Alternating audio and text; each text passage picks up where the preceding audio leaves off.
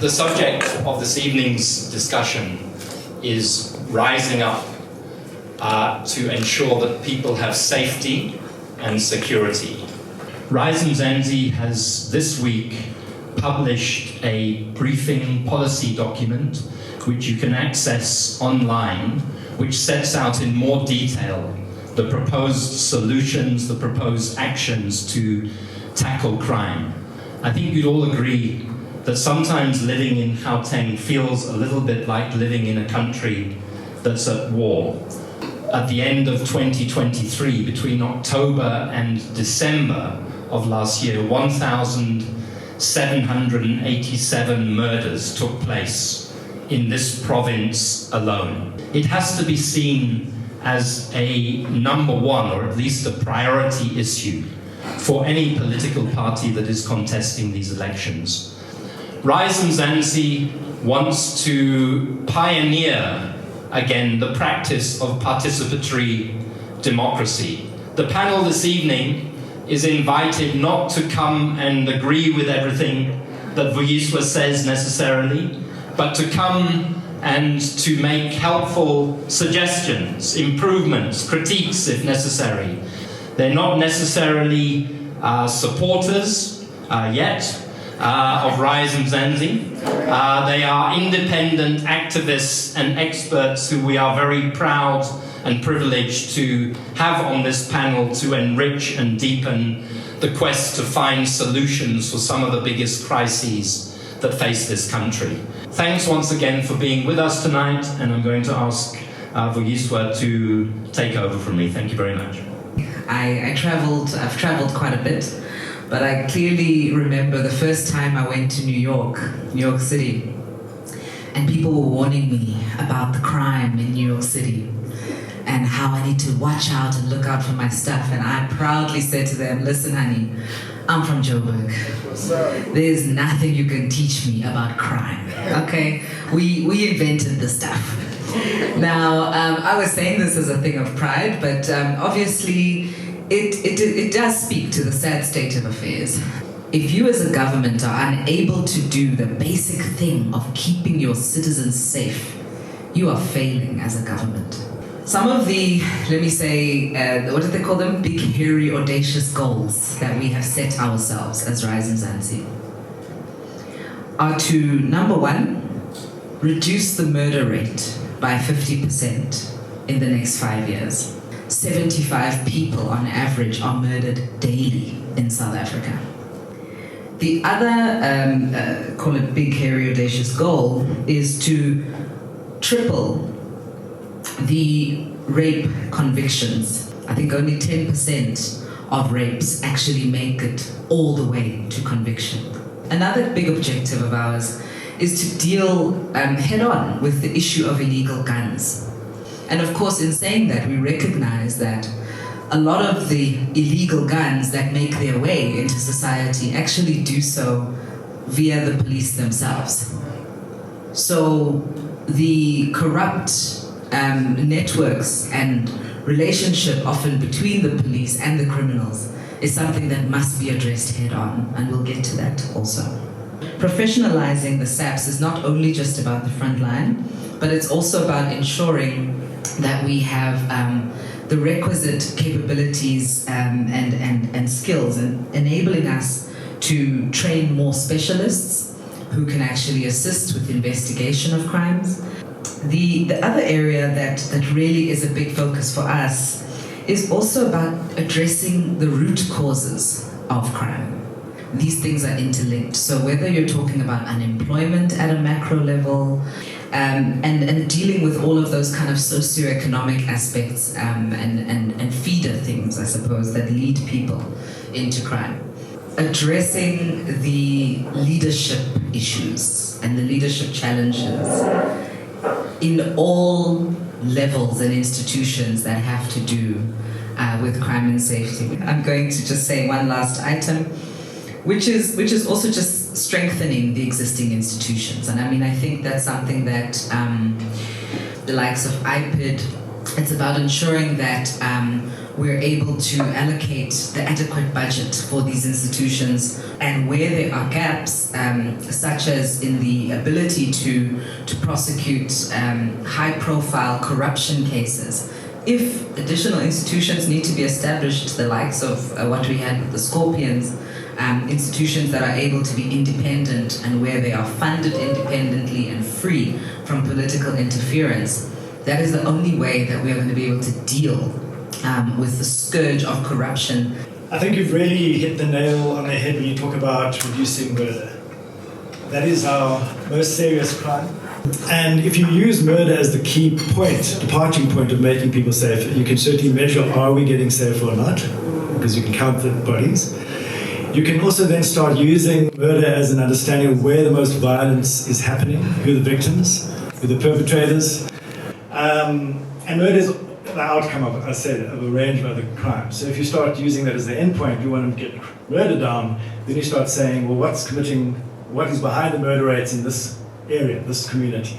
And it'll differ. There's not one strategy that will work in every place in South Africa. What works in Hillbrow might not work in Khayelitsha. And I think one of our big weaknesses is we have a national police agency with people sitting in Pretoria and look at the crime stats and look at numbers of arrests and stuff, and they're not getting down to what's actually driving murders in these places. They're not capacitating the local station commanders with the resources, the partnerships that they need. If you want to bring down certain crimes that are violent, it's not always about the police. You know, what we might be doing better is spending less money on more police and more money on social workers, better trained teachers, and rolling out these interventions. If you want to see real reductions in domestic violence, gender-based violence, and rape in the next 5 to 10 years. And there's global evidence that's been growing since the 1960s on why they work and how they work in different contexts. Now, the police can be very effective, but they must be seen more as an emergency response. You need the police when all else fails. So you try and make sure you strengthen your communities, you make your communities feel invested in their safety, and then when those situations fail, you bring the police in, and then they must be highly trained. They must really believe in police work being a professional ethic, a professional discipline. We talk about community policing a lot, but then we also have military ranks. Most of the police training is PT orientated, fitness, marching, taking instructions. But then you take these men and women, put them on the streets, and they seem to think that they can issue instructions when they should be actually taught how do you communicate to different audiences in different languages who have different phases of their lives. And that the police do not play the role of judge, jury, and executioner like we've been seeing happening recently. Their job is to build trust in the state because they are paid officials trained to a certain standard to solve a problem, de-escalate violence, and be a resource to those that need it. So that's how we can change the police, and I agree with you, we need to look at the top management structures. Corruption is a massive problem. The police are losing 700 to 800 firearms a year, and that needs to stop. But that can only stop when you have the right people in charge with that ethos, who then put in place the systems to reform that organization, hire the best people, train to our standard. And their fundamental objective isn't as it currently stands in the police strategy, which is stamp the authority of the state. It is build trust in the police. I've lived all my life in the inner city, and all I've known was the four walls of the inner city. What we faced and the policies we've created for ourselves and the rules we've created to survive, because the main objective of being in the inner city is to survive, was not to report. Growing up, I was told that even though you see someone being robbed, do not get involved and do not report that. We all want to leave because if you report, those people are actually working with the same police forces. I was involved in an NGO called Fight to the Inside. So I used to move from home to the NGO in Parktown just to attend the boxing sessions, to be in a safe space outside from home. But after that, I had to go back home. And still, according to the society norms. So I started an initiative for young women called Nirvana to give those young women a safe space within the inner city, which they can actually call home. So the program started, it was an amazing program. And as the program progressed, that's where we had to go into the core of what does this really mean for us, or what does the future actually entail for me. And that was answered by the young girls that are still in the inner city. And it was all about skills development. Having to provide young girls safety on how they can actually better themselves and go and follow their dreams. One thing that we've realized is that everyone, they started protecting the space that we were working in. It was a safe space and a heaven for their kids to come and experience all the services. On my end, having safe spaces and collaborating will actually change our communities. It's not only about the police forces and enforcing more securities, but mostly about changing the mindsets of the people that live within those communities. From 2011-2012, over this last 12-year period, the beginning of significant fraud and corruption right across the firearms control management chain, a disregard or an apathy towards really implementing the gun law as it was required, and then obviously the kind of burgeoning of organized crime. And we are back now in the fourth quarter of the 2022-2023 stats. We are back to 34 gun deaths a day. And of course, women face particular risks in the home, and something close on 4 women are shot and killed every single day in South Africa. One of the things that several people have mentioned is the issue of illegal guns. We are comfortable talking about illegal guns because most crime is committed with an illegal gun. And that's no surprise, because once the gun leaves the legal market, it can't be traced. What's really important with illegal guns is they change hands. But there's a reluctance to go upstream and ask the question, where do these guns come from? They were once legally owned by the state, private security, and civilians. And the biggest source of illegal guns is loss and theft from the civilian market. The best way to reduce the movement into the illicit market is to control your legal stocks. 43% of our murders are with guns. So if you don't focus on the gun, you're not going to make a dent. The shift has to come, and the pressure has to come from below. We have a really important role to play into putting pressure on our government to address this issue. And Gunfree has always suggested and urged the Minister of Police to establish these specialized firearms units, but you need community involvement. So, for example, one of the things that Gunfree South Africa does in communities like Atlantis and Mitchell's Plain is we work with mothers who have lost sons because of gun violence. The last thing I want to say, this is very particular to the issue of women, is we don't have to wait for legislative reform. There are things we can do right now that will increase protection for women around knowing that if they are in a domestic violence relationship, that you can ask in your protection order for the firearm to be removed if it's present. Often women don't know that. So there are things we can do right now to reduce the risk and threat for women. My experience of the criminal justice system, and I'm sure many of you, because of the extent of crime and threats that all of us face, have had to interact with the criminal justice system. But what was interesting to me was that, yes, there were some horrific experiences, but there were also some really excellent experiences. And I think sometimes what we fail to appreciate is that it is not exclusively terrible, right? That we do actually have some islands of excellence. Political actors want to be able to give a plan for action, what must be done immediately. But what I feel we sometimes lose is an extensive audit of what we have available, to us, of what we want to preserve, of those who are within the systems, who are often best placed to advise as to how these institutions need to be improved. And one of the things that I would say, many of you, if you've looked at the news today, you will know that the Electoral Court, for instance, has overturned the Electoral Commission's decision to hold former President Jacob Zuma ineligible. It is often left to our courts to have to sort out what should be issues that are dealt with by a political process. And it means that our courts whether they're at the magistrate level or at the constitutional court level, are facing huge threats to their legitimacy, right? There is every incentive for rogue political actors to try and undercut the legitimacy of those courts, to suggest that they are biased. Gareth again spoke about what we might do to change mindsets so that men understand that they're not entitled to kind of this permissive sexual conduct. But the way in which the crime of rape is currently formulated is that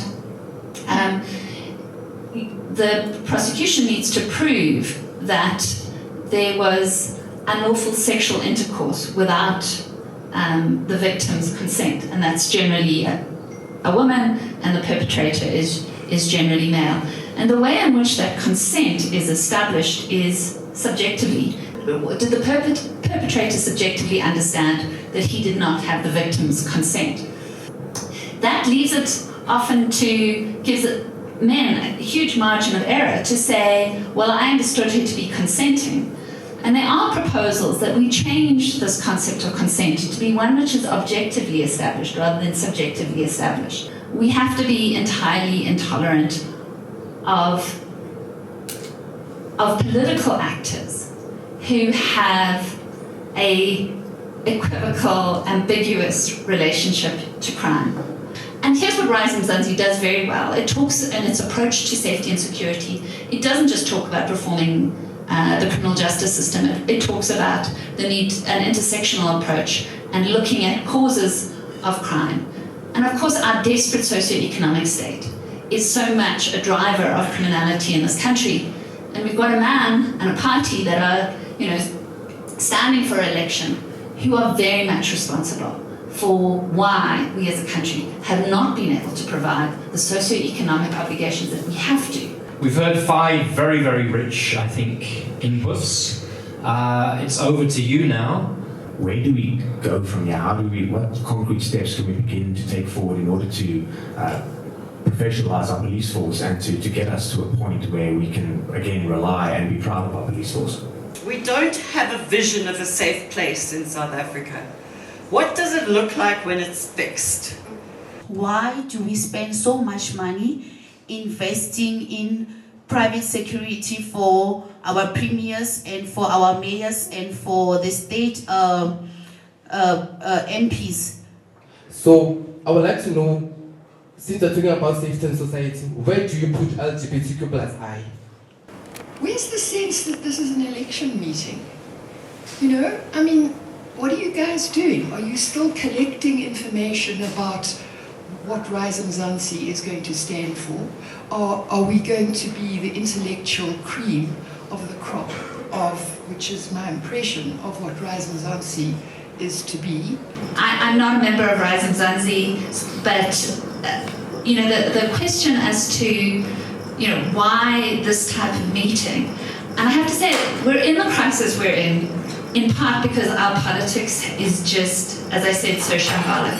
And that what is happening here, quite apart from the myriad other activities that Rise is having, but one which tries to elicit thoughtfulness, deliberation, conscientiousness, participation from a wider public, is exactly, to my mind, the type of interventions we need, and what makes Rise, I think, such an exciting new addition to our politics and hopefully modelling a new way. One of the best ways to create safety is to focus on murder. But I think one of the really important things is, how do we build trust between communities, between individuals and the police? So, for example, the stories that some of the people in the audience raised was, people know who's got the illegal guns. People know who are dealing in the drugs, who are involved in criminal networks, but are too scared to come forward, A, for their own safety, B, because often cops are actually involved.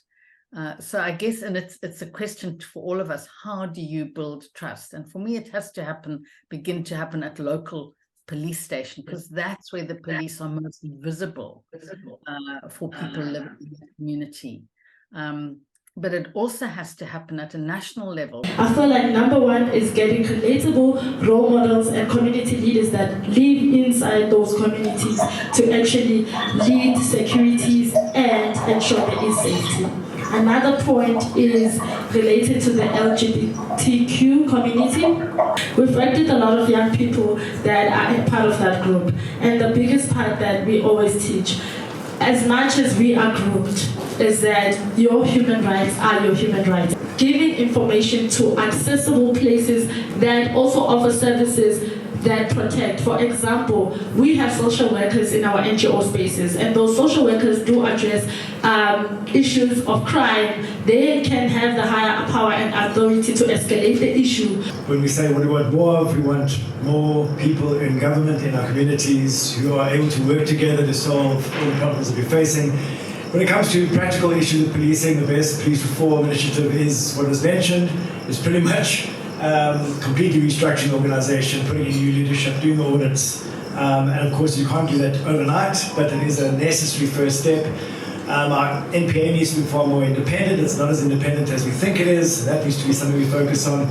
And finally, South Africa can solve these problems because we have people who care about solving these problems, who have the skills, the resources, the passion. And that is how we're probably ultimately going to be in a better place. We live in a violent society.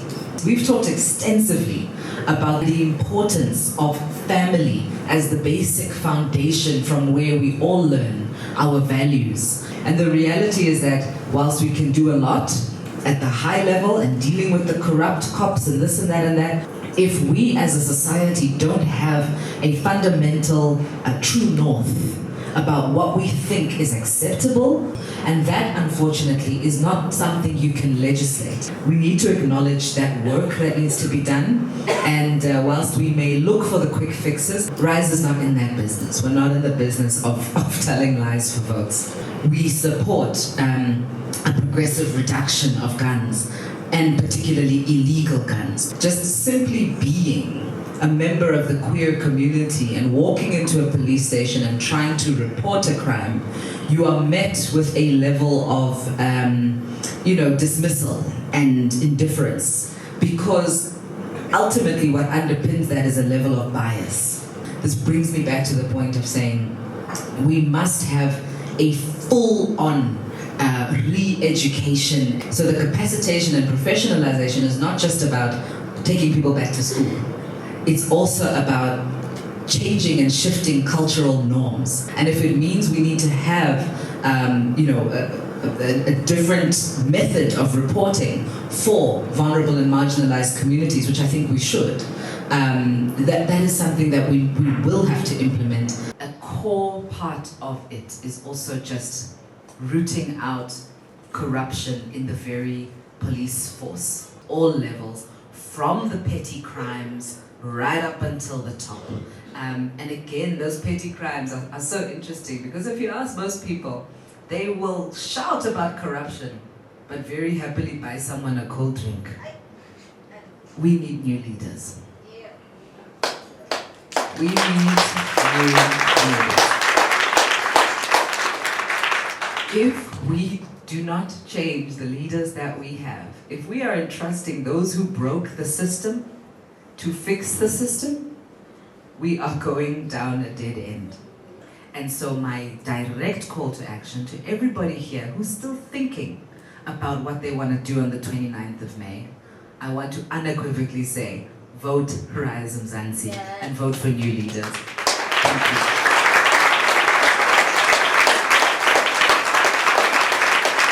Thank you.